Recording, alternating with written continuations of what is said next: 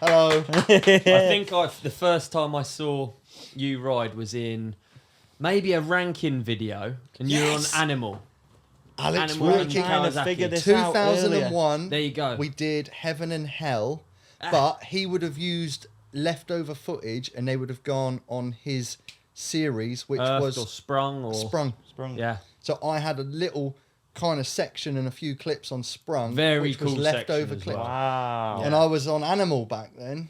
We were trying to figure this out before. We were sat in the garden. Yeah. Just talking about it. And you were like, Yeah. I'm sure it's a ranking That thing. was and I was filmed like, in 2001. There you go. Wow. Because I remember that. That 22 was years ago? That was really cool. Don't. Because as mountain bikers, we sort of pretend, especially back then, we pretended to be motorbike guys. Yeah. Pretty much. And Gilly was basically wearing the same kit as you. Yeah, So it Steve was like Gill. so But weren't the sick. Athertons all on Animal then as Yeah, well? yeah, on yeah, Orange. you're right. And Yeah. yeah. Yeah, that's right. wow. Wasn't Minar as well, was Yeah. he? So I used to go Maybe. up to Paul once Maybe. a year and sit down with Steve Kitchen Yeah. and, you know, make sure everything was all good for the next year, and I'd get a limited edition watch. Oh, Really, yeah. In big time. Nice. Big time. What happened to Animal? Slight tangent. But I think What happened it's to gone Animal? now, hasn't it? It's done. I don't know. Yeah, They the were company is done. I mean, they huge. blew up big for a while, didn't they? They Yeah. they Yeah, that opened was the watch, shops wasn't it? and they Yeah. had high street shops. I remember the watch straps. That's one thing. and it was that I actually just nice frothing for quality it. clothing. Like, it was a great sponsor to have. Yeah. Especially when I would have been, I don't know, I mean, I think I was still a teenager. And Well, that was yeah. my first sponsor. So I was working in way. a scrapyard after school. I got a job at the scrapyard purely because it was close enough to ride my BMX to.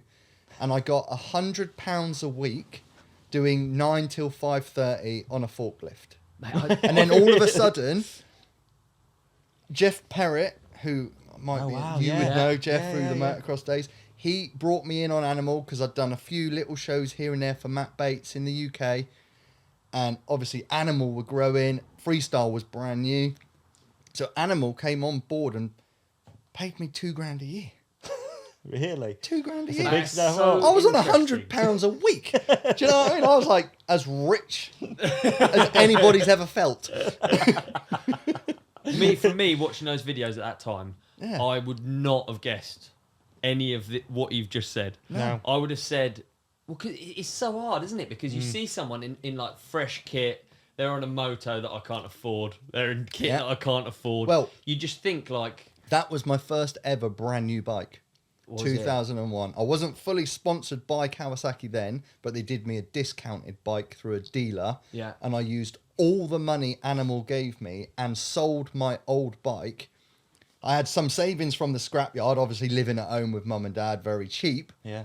So that was my first ever in my entire life brand new Wow. motocross bike. Oh, how old were you when that happened? I'd have been 18, 19, I guess. Were you? Yeah, because I just left school at 16 and Yeah. got a job because I had zero interest in that route of Yeah, yeah, college and all the. Dude, that's Yeah. one of the things I wanted to talk to you about was like how all this started. And you've basically kicked us off perfectly there, to be honest with you. Yeah, so nice. what was your first like introduction to moto and dirt bikes and stuff like that?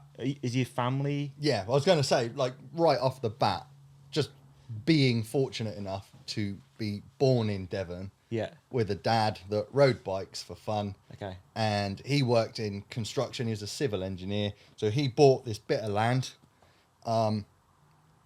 bought himself an old digger, scratched some tracks in around it, dug out some foundations and started building a barn. Right.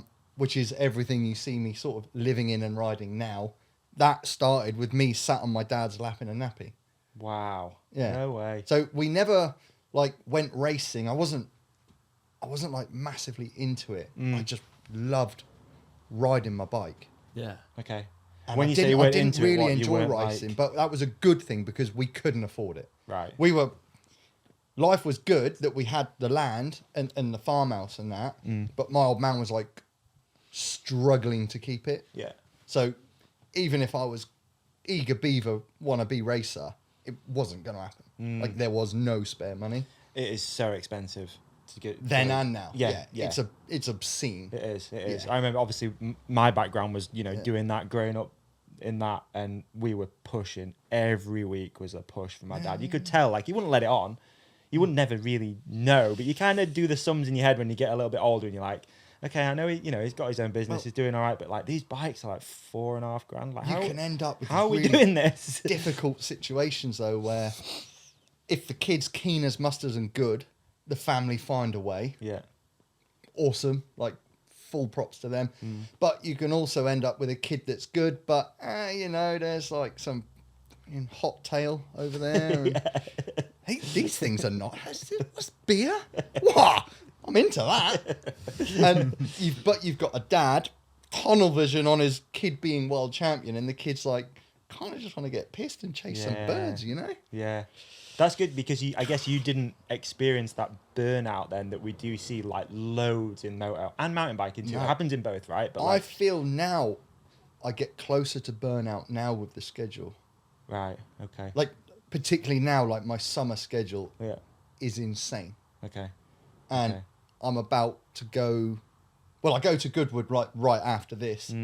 So I've got 4 days of shows at Goodwood, but then I get back from there, and then I think I've got something like 9 shows in 6 weeks in 9 really? different locations. Some 2 days, some 3 days, and I am driving a lorry, assembling the ramps, jumping the ramps, commentating on a wireless microphone whilst riding. Really? Dealing with the organisers, booking other riders, sorting contracts, sorting invoices. Keeping a lorry on the road is no fun at all. Driving a lorry on your own ain't that much fun.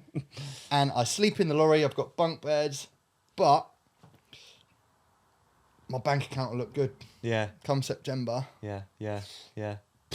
Mate, Huh? I want to go pub for dinner. Balling. I'm going. Yeah. No budget Bud Lights in my fridge, baby. A real beer. No warm Bud Lights. No. Germany's finest will be Really, drinking. yeah. Oh, yeah. Did you enjoy this clip? If so, please like and subscribe. The full episode is available by hitting one of the links on the screen right now, or type The Ride Companion into your favourite podcast app. We've even put links in the show description for you. Cheers!